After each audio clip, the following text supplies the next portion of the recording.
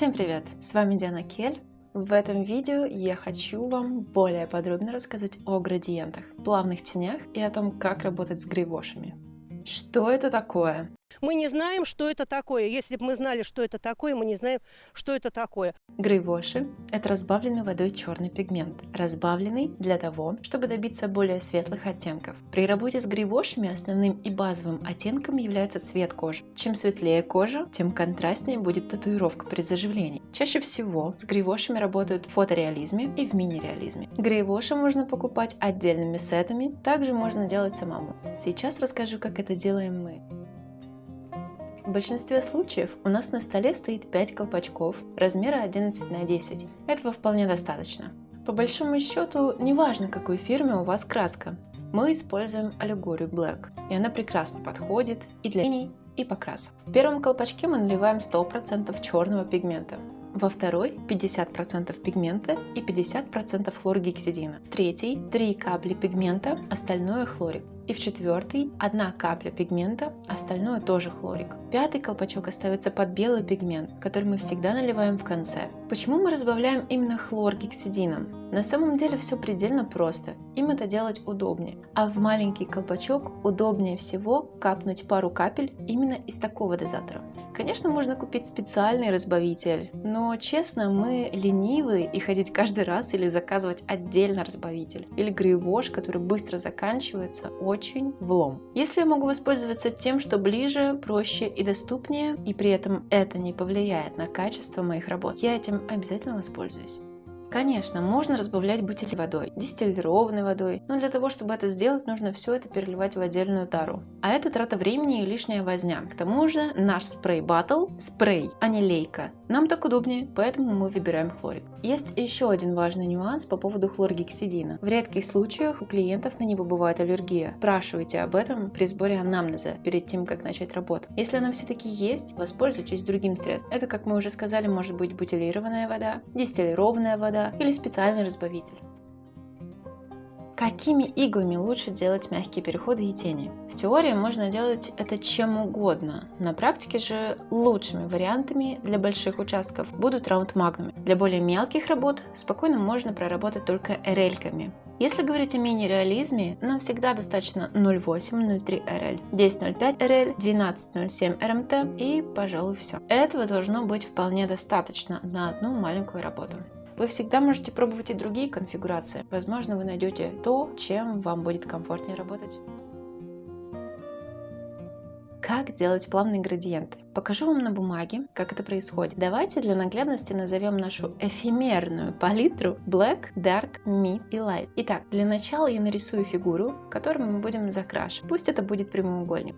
Для себя отмечу, где у меня будут переходы. Если мы идем от темного к светлому, первым делом мы берем Black и начинаем постепенно закрашивать самую темную область. Делаю я это автодотом, и в этом темном участке мне нужно оставить светлую область для того, чтобы уйти в другой, более светлый оттенок. Когда я затемняю, я с каждым слоем стараюсь не доходить до самого края градиента, делая отступ на 10%. Как только я заканчиваю с темным, я беру Dark и теперь начинаю красить, заходя на те 20-30%, которые мы до этого не прокрасили. Но с другой стороны, мы также с каждым слоем не доходим до самого края и оставляем отступ. То же самое мы проворачиваем с другими оттенками. Давайте еще покажу на одном блоке. Смотрите, я беру, допустим, Dark, делаю пару слоев и понимаю, что вот с этой стороны мне этого тона достаточно. И тогда я начинаю затемнять с одного края к другому, не доходя до самого края, оставляю отступ и так далее. Смешивание оттенков грейвошей происходит таким же образом. Они на друг друга просто накладываются.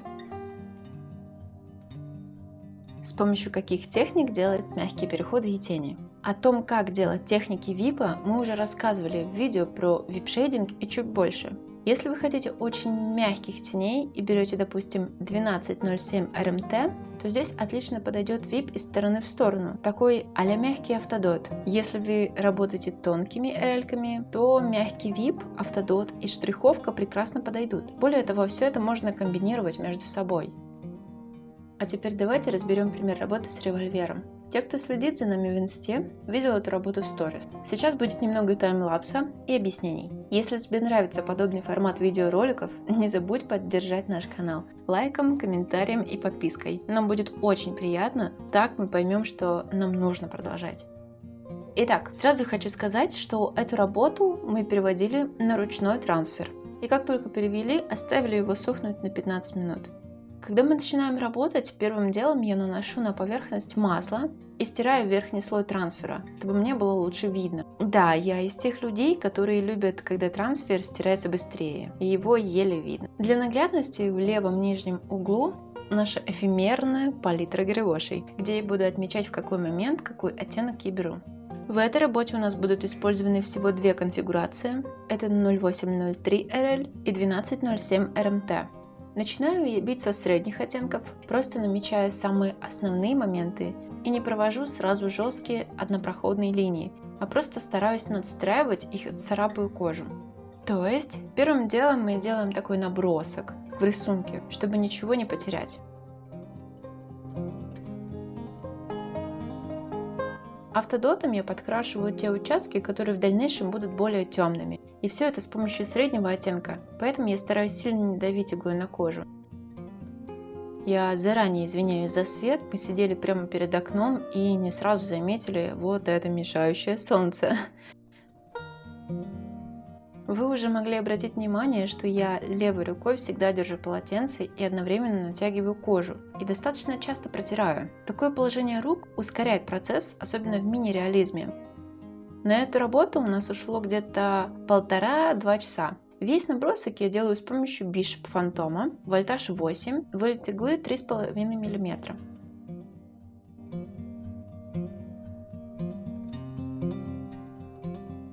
Как только я все наметила, я беру Mast Cyber и Round Magnum 1207 RMT. Выставляю вольтаж на 9 вольт. И тем же средним оттенком начинаю подкрашивать те участки, где у меня должны быть плавные тени. Слой за слоем, проходясь по 3-4 раза. Но очень легко, как бы наращивая эти тени. Потихоньку начинаю намечать, где будут трещинки, подтертости и так далее. И в целом у нас складывается такой а-ля скетчевый рисунок. И одновременно стирается трансфер, что я очень люблю. Потому что за трансфером не видно, что ты делаешь, вот эти вот все наброски. Поэтому для меня это супер важно. Для тех, кто не знает, хочу сказать о том, что мы проводим индивидуальные мастер-классы, где рассказываем о всех нюансах мини-реализма и нашей работы в целом. Такой мастер-класс может подойти тем, кто уже имеет хоть какую-то минимальную базу знаний, но хочет повысить свои скиллы и начать двигаться дальше. Более подробную информацию вы можете почитать у нас в закрепленных историях. А у нас уже сменился ракурс. Это говорит о том, что мы забыли включить камеру, когда перемещались от окна. Давайте посмотрим, что мы тут успели сделать. Мы затемнили контур, сделали контрастными вот эти участки и оставили светлые места. И сейчас наконец-то будем переходить к белому пигменту. Так как эта работа маленькая и детали в ней мелкие, белый мы вбиваем тоже 0803 RL-кой. Тачка Bishop Phantom, вольтаж 8, пигмент Internal. Обратите внимание, белый пигмент я делаю только в тех участках, где должны быть блики. И да, я могу проходить по 2-3 раза в одном месте, чтобы лучше вбить его. Вообще, досмотрите обязательно до конца этот видеоролик, там будет финальный результат, и напишите в комментариях, как вам эта работа, что вообще вы думаете по поводу мини-реализма. Ребят, если у вас остаются вопросы или вас интересуют и другие темы, пишите о них в комментариях или нам в директ. Да, мы можем ответить не сразу, но мы обязательно это сделаем. Мы не кусаемся и всегда идем на коммуникацию, поэтому не стесняйтесь, пишите. Так, ну, на этом у нас работа окончена. Как вам? Что вы думаете по этому поводу? И более того, напишите, пожалуйста, интересный вам подобный формат видеороликов, насколько он для вас полезен и на какие темы вы бы хотели еще видеть разборы. Потому что когда ты работаешь в своем привычном режиме, у тебя глаз замыливается, для тебя это настолько нормально и обыденно, что ты просто это делаешь, все. Поэтому обязательно напишите то, что вам интересно слышать, разобрать, увидеть. Мы обязательно постараемся поставить галочку и подснять на это ролик. С вами была Диана Кель. Всем творческих успехов и пока-пока.